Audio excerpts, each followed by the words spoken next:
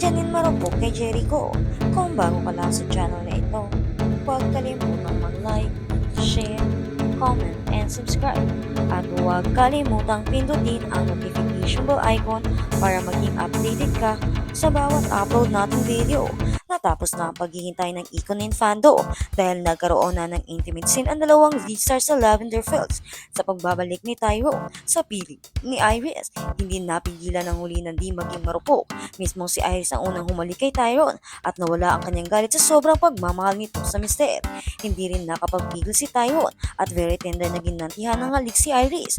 Napaka-intense ang love scene ng dalawa. Sobrang kinilig naman ang mga fan ng Ikonin. Komento nga ng fan, madalas talaga kahit ano pang kasalanan sa'yo. Hanggat mahal mo, mapapatawad mo. Haha Iris, is so marupok kitang-kita mahal pa rin. Bumalik si Tyren pero ayoko na sa kanya. Kay Jasmine ko kag Agent Fernandez siya bagay sila. Marupok pala ito si Iris pagdating kay Tyrone.